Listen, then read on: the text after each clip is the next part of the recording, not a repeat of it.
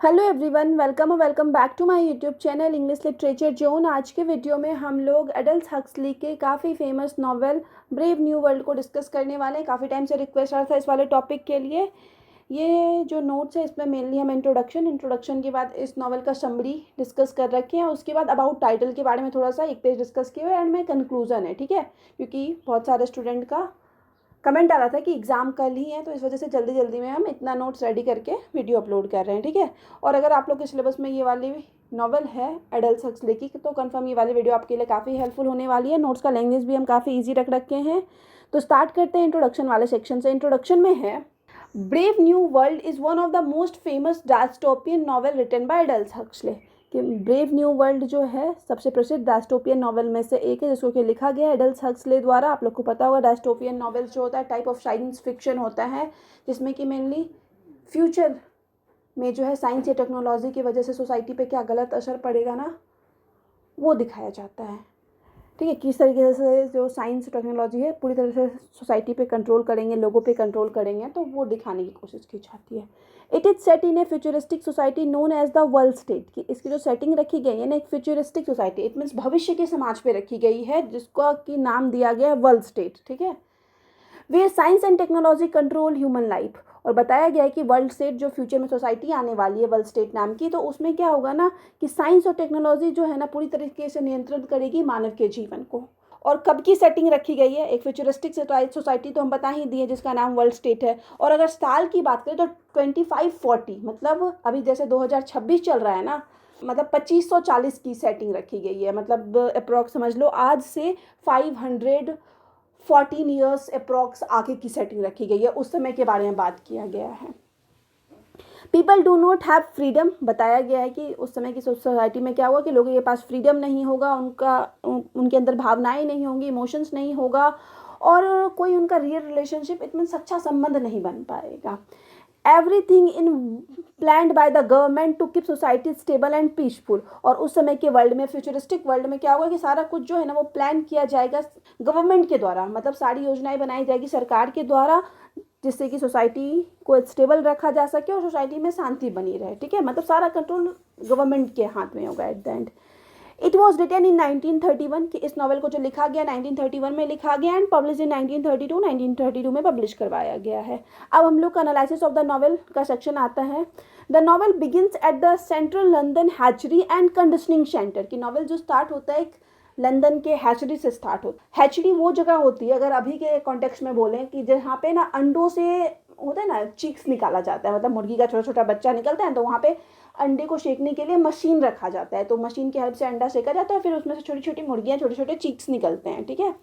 और जो कुछ कुछ जानवर जैसे मछली के लिए अलग हैचरी रहती है, मछली के अंडों के लिए, उसके बाद कछुओं के लिए, खरगोश के लिए, तो इन सब के लिए हैचरी बनाई जाती है, ठीक है। लेकिन लंदन में जो हैचरी था और कंडीशनिंग सेंटर था, where babies are not born naturally. लेकिन वहाँ पे क्या होता था, बेबीज जो बच्चे हैं ना वो नेचुरली बॉर्न नहीं होते थे, प्राकृतिक रूप से बॉर्न नहीं होते थे। They are created in laboratories, बल्कि उनको लेबोरेटरीज में क्रिएट किया जाता था, प्रयोगशाला में बनाया जाता था बच्चों को, इट मीन्स ह्यूमन बींग्स को बनाया जाता था। And divided into different social classes such as, और उनको अलग अलग सामाजिक वर्ग में डिवाइड कर दिया जाता था, जैसे कि alpha, beta, gamma, delta and epsilon, ठीक है। Each class is train from childhood and condition to obey the government. और ये जो सारा क्लास है ना, अलग अलग क्लास बनाया गया, सबको ट्रेन कर दिया जाता था बचपन से ही, और इस तरीके से कंडीशन किया जाता था कि वो ना बचपन से ही गवर्नमेंट के अकॉर्डिंग चले, गवर्नमेंट जो बोले उस अकॉर्डिंग चीज़ें करे, कभी भी गवर्नमेंट के खिलाफ ना जाए, मतलब ऐसा बच्चा बनाया जा रहा था ऐसे फीचर्स के साथ। The protagonist Bernard Marx and his friend Helmholtz Watson, इसमें जो है दो प्रोटैगनिस्ट रहता है। तो यहाँ पे पहला प्रोटैगनिस्ट जो है आपको ध्यान रखना है पार्ट 1 का, मेनली अगर हम नॉवेल की बात करें तो वो रहता है बर्नेड मार्क्स, ठीक है। तो बर्नेड मार्क्स जो प्रोटैगनिस्ट है और उसका एक फ्रेंड है हेल्महोल्ट्ज़ वॉटसन और अल्फा, ये दोनों अल्फा रहते हैं, ठीक है। इन दोनों को भी लेबोरेटरी में बनाया गया है, प्रयोगशाला में बनाया गया है। Both feel dissatisfied with the artificial life of the world state. ये दोनों कैरेक्टर जो है ना वर्ल्ड स्टेट के आर्टिफिशियल लाइफ से, इट मीन्स कृत्रिम लाइफ से परेशान हो चुके थे, डिससेटिस्फाइड थे, असंतुष्ट थे। Bernard invites Lenina Crowne who is a beta. Bernard जो है इनवाइट करता है, आमंत्रित करता है लेनिना क्राउन नाम के एक कैरेक्टर को, जो कि एक बीटा जनरेशन की रहती है, सी फेथफुल्ली फॉलो सोसाइटी रूल्स, वो क्या करती है, फेथफुल्ली ही, बड़े ही ईमानदारी पूर्वक समाज के द्वारा बनाए गए रूल्स को फॉलो करती है, क्योंकि उसको होता है ना स्टार्टिंग से ही, बचपन से ही जो लेबोरेटरीज में बनाया गया था तभी उसके अंदर ये सारे फीचर्स डाल दिया गया था, वैसा कंडीशनिंग कर दी गई थी उनकी। तो यहाँ पे लेलिना जो है इस तरीके से बचपन से ही सोसाइटी के रूल्स को फॉलो करती है, लाइफ को काफ़ी इंजॉय करती है। Both of them visit the savage reservation. अब लेलिना और जो बर्नार्ड था दोनों मिलके जाते हैं कहाँ पे, घूमने सैवेज रिजर्वेशन में। अब सैवेज रिजर्वेशन क्या है, सैवेज रिजर्वेशन जो है एक हम लोग बोल सकते हैं इमेजनरी जगह है जहाँ पे बच्चे ना लेबोरेटरीज में नहीं बनाए जाते हैं, बल्कि वहाँ पे बच्चे प्राकृतिक रूप से होते हैं। तो इसलिए लेलिना और बर्नार्ड जो है वहाँ घूमने जाते हैं सैवेज रिजर्वेशन में। ऑन द रिजर्वेशन, और रिजर्वेशन में Bernard and Lenina discovered a completely different world. Bernard और लेलिना देखते हैं कि यहाँ तो बिल्कुल अलग ही दुनिया है। वेयर पीपल ग्रो ओल्ड, जहाँ पे बच्चे बूढ़े होते हैं, सफ़र फ्रॉम डिजीज, उनको बीमारी होती है, मैरी, शादी करते हैं, प्रे करते हैं, प्रार्थना करते हैं, and experience both joy and pain, और सब कुछ अनुभव करते हैं, खुशी भी दुख भी। देयर दे मीट जॉन, वहाँ पे वो लोग जॉन नाम के कैरेक्टर से मिलते हैं जो कि सेकेंड पार्ट का प्रोटैगनिस्ट रहता है, also known as the savage, जिसको किसी सैवेज नाम से भी जाना जाता था। तो वहाँ पे जॉन नाम के कैरेक्टर से बर्नार्ड और लेलिना मिले हैं, जो कि जिनको कि लेबोरेटरी में बनाया गया था, और जॉन जो है वो नेचुरली पैदा हुआ था। ठीक है, यहाँ पे सैवेज 2 बार रिपीट हो गया है तो वो देख लेना।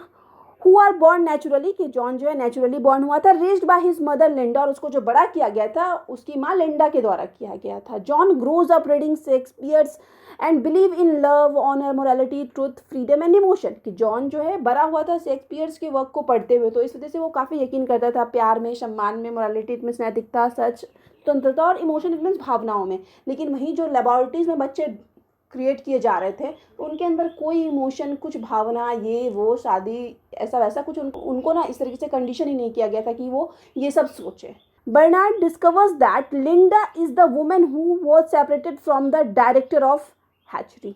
मतलब यहाँ पे बर्नार्ड को पता चलता है कि लिंडा जो जॉन की माँ है ना, वो वही औरत है जो एक टाइम ना अलग हो गई थी, उसी जो लंदन में एक जो हैचरी बनी हुई है वहाँ के डायरेक्टर से अलग हुई थी। मतलब लिंडा और उस हैचरी के डायरेक्टर का एक टाइम रिलेशनशिप था, ये बात बर्नार्ड को पता चलती है। He also realises that John is the director's son, उसको ये भी पता चलता है कि जॉन जो है ना उसी डायरेक्टर का, हैचरी के डायरेक्टर का ही बेटा है। मतलब लेबोरेटरी में बैठ के वो कृत्रिम रूप से, आर्टिफिशियल रूप से बेबीज बना रहा है, लेकिन रियल लाइफ की जब बात आती है तो उसका किसी से रिलेशन था, लिंडा नाम की कैरेक्टर से, उस डायरेक्टर का, और उसको एक बेबी भी है जॉन जिसका नाम है। When Bernard ask Linda and John to come with him to London, अब जब बर्नार्ड क्वेश्चन करता है लिंडा और जॉन को, बोलता है कि तुम मेरे साथ लंदन चलो, जॉन हैप्पीली एग्रीज, तो जॉन खुशी खुशी रेडी हो जाता है, बिकॉज क्योंकि he wants to see the brave new world, क्योंकि उसको देखना था ब्रेव न्यू वर्ल्ड की कैसे वहाँ पे लोगों को, बच्चों को लेबोरेटरीज में बनाया जाता था, ये सब चीज़ जानने के लिए जॉन उत्सुक था। तो जॉन रेडी हो जाता है विथ हिज ऑन आइज, अपनी आंखों से। Bernard plans to take revenge on the director because the director had threatened to send him away, और बर्नार्ड जो है जॉन और लिंडा को इसलिए ले जा रहा था क्योंकि उसको डायरेक्टर से ना बदला लेना था, क्योंकि डायरेक्टर ना उसको एक टाइम थ्रेटन कर रखा था। थ्रेटन मीन्स हम लोग बोल सकते हैं एक तरह का धमकी दे रखा था कि उसको दूर कहीं भेज देगा। When Bernard bring Linda and John to London, अब जब ले आता है बर्नार्ड लिंडा और जॉन को London, everyone is shocked to learn that the director has a son, तो सभी वहाँ के लोग जो है ना ये सुन के शॉक हो जाते हैं जब जिनको पता चलता है कि डायरेक्टर जो है इस हैचरी का, उसका एक बेटा है। This public embarrassment forces the director to resign from his position, और इसी पब्लिक एम्बेरसमेंट की वजह से डायरेक्टर को फोर्स किया जाता है कि वो अपने पोजीशन से रिजाइन कर दे। Soon John becomes very famous in London, और धीरे धीरे इस तरह से जॉन जो है लंदन में काफ़ी फेमस हो जाते हैं। और लंदन में फेमस होने का पीछे बहुत बड़ा रीज़न यही है कि वहाँ पे ज़्यादातर बच्चे लेबोरेटरीज में क्रिएट किए गए थे, लेकिन जो जॉन था वो नॉर्मल चाइल्ड था। However, he does not like the world state, हालांकि धीरे धीरे जॉन जो है वर्ल्ड स्टेट को नहीं पसंद करने लगा था, बिकॉज ही सीज दैट, क्योंकि वो देखता है वहाँ पे कि people depend too much on soma, a drug that makes them forget pain. वो वहाँ पे देखता है कि ज़्यादातर लोग जो है ना वहाँ के लंदन के, वो सोमा नाम के ड्रग पे डिपेंड है। सोमा नाम का एक नशा है, ड्रग है, उस पर डिपेंड है, और उस सोमा ड्रग को लेने के बाद लोग जो है ना अपने पेन को, दर्द को भूल जाते हैं, इसलिए वहाँ के ज़्यादातर लोग जो है वो सोमा ड्रग लेते हैं। Linda also keeps taking Soma, अब जॉन की जो माँ है लिंडा, वो भी वहाँ पे सोमा ड्रग लेना स्टार्ट कर देती है। John becomes good friend with Helmholtz Watson, John जो है काफ़ी अच्छा फ्रेंड बन जाता है हेल्महोल्ट्ज़ वॉटसन का, बर्नार्ड बिकम्स जेलस, लेकिन बर्नार्ड जो है यहाँ पे जॉन से जेलस होने लगता है, जलन होने लगती है बर्नार्ड को, क्योंकि ये जो हाल्म होल्ड्स था वो बर्नार्ड का स्टार्टिंग से फ्रेंड था, लेकिन अब जॉन के आने के बाद जॉन का अच्छा फ्रेंड बन गया है। और बर्नार्ड को क्या होता है ना कि स्टार्टिंग में जब वो जॉन को लाता है तो बर्नार्ड को बहुत ज़्यादा प्रसिद्धि मिलती है, लेकिन धीरे धीरे जॉन जब बर्नार्ड की बात मानना बंद कर देता है, उसके साथ पार्टीज में जाना मना कर देता है, तो यहाँ पे बर्नार्ड थोड़ा जलने लगता है, गुस्सा रहने लगता है जॉन से। Lenina falls in love with John, Lenina जो कैरेक्टर है उसको भी जॉन से प्यार हो जाता है। John also likes her, John भी उसको पसंद करता है, but can not accept the casual attitude towards love and relationship, लेकिन जॉन को ये नहीं पसंद था कि वो एक कैजुअल रिलेशनशिप में जाए। प्यार और रिलेशनशिप जो होता है ना, मतलब उसको कैजुअली लेने का आदत नहीं था, क्योंकि वो शेक्सपियर के आप जान ही रहे हो कि कितना रोमांटिक प्ले लिख रखे हैं, कि क्या क्या दिखाए हुए हैं कि प्रोटैगनिस्ट हीरो जो है प्यार में क्या क्या करता है, तो वो सब पढ़ के बड़ा हुआ है, तो उसको उसके अंदर जॉन के अंदर प्यार को लेके रिलेशनशिप को लेके अलग छवि है। लेकिन जो है लेनिना है ना, वो काफ़ी कैजुअल लड़की है, वो 2-4 महीने 6 महीने डेट करती है और फिर मतलब साइड कर देती है लड़के को, और जॉन को ऐसे कैजुअल रिलेशनशिप में नहीं जाना था। John receives a phone call saying that his mother Linda is dying, तभी जॉन को एक फ़ोन कॉल आता है जिसमें बताया जाता है कि उसकी माँ जो लिंडा है ना वो मर रही है। He rushes to the hospital, वो जल्दी से दौड़ के हॉस्पिटल जाता है। Linda is under the effect of soma, तो देखता है कि लिंडा जो है वो शोमा ड्रग के इफेक्ट में है, प्रभाव में है। John feels heart broken, John को बहुत बुरा लगता है, उसको लगता है जैसे उसका दिल टूट गया है। सून लिंडा डाइज, और तभी अचानक से लिंडा मर भी जाती है। John blame soma for ruining his mother's life, John जो है यहाँ पे उस ड्रग को ब्लेम करता है कि उसी वजह से उसकी माँ की डेथ हुई। फिल्ड विथ ग्रीफ, अब दुख से पूरा भरा पड़ा है John. John tries to stop people from taking the drug, John पूरी कोशिश करता है कि वो वहाँ के लोगों को रोक सके उस ड्रग को लेने से, लेकिन वहाँ के लोग को ऐसा कंडीशन ही कर दिया गया था कि वहाँ के लोग ऐसे किसी अचानक से किसी आदमी की बात ना माने। He and Mustapha Mond, he it means John और मुस्तफ़ा मॉन्ड नामक करेक्टर है, one of the world controllers, जो कि वर्ल्ड का एक कंट्रोलर है, नियंत्रक है। हैव ए डिबेट, दोनों के बीच में एक डिबेट होता है, एक बहस होता है, एक संवाद होता है, ठीक है, कि जॉन मतलब बुराई करता है कि यहाँ पे ड्रग नहीं होना चाहिए, ऐसे नहीं होना चाहिए, वैसे नहीं होना चाहिए, चाहे वो उसको वहाँ जाने के बाद पता चला सोसाइटी के बारे में। जॉन कहता है आई डोंट वांट कंफर्ट, कि मुझे कंफर्ट नहीं चाहिए, I want God, I want poetry, I want real danger, I want freedom, I want goodness, जो कि नॉर्मल इंसान की लाइफ में ये सारी चीज़ें होती है। तो जॉन भी यही सब चीज़ बोलता है। मॉन्ड रिप्लाइड, लेकिन इस पर मॉन्ड जवाब देता है that happiness and social stability are more important than truth and freedom, कि हैप्पीनेस और सोशल स्टेबिलिटी इट मीन्स खुशी और समाज में स्थिरता बनी रहे ना, वो सच्चाई और फ्रीडम से भी ज़्यादा ज़रूरी है। Unable to adjust to the artificial society, अब जॉन को समझ में आ गया है कि वो इस कृत्रिम समाज में एडजस्ट नहीं कर सकता है। जॉन आइसोलेट हिमसेल्फ, तो जॉन खुद को आइसोलेट कर लेता है, उन सबसे अलग कर लेता है, वहाँ छोड़ के चला जाता है सब कुछ। And tries to live a simple life, और काफ़ी सिंपल लाइफ जीने की कोशिश करता है, डिसिप्लिन लाइफ जीने की कोशिश करता है, और उसकी माँ भी अब उसके साथ नहीं है, तो काफ़ी डिस्टर्ब है ये। हाउएवर, हालांकि many people continue to disturb him, लेकिन ढेर सारे लोग अभी भी टांग रहना नहीं बंद किए हैं, उसको ढूंढने जाते हैं, कुछ लोग उसको ढूंढ भी लेते हैं और लोग उसको डिस्टर्ब करते रहते हैं।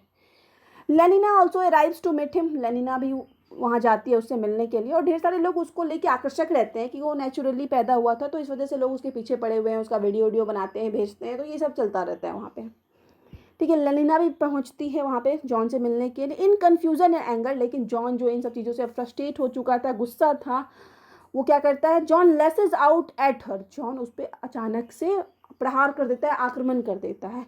एंड एट हिमसेल्फ, और खुद पे भी गुस्सा होता है, और जब ये चीज़ वो कर देता है, लेनिना पे हाथ उठा देता है या उस पर प्रहार कर देता है, तो जॉन को बहुत बुरा फील होता है।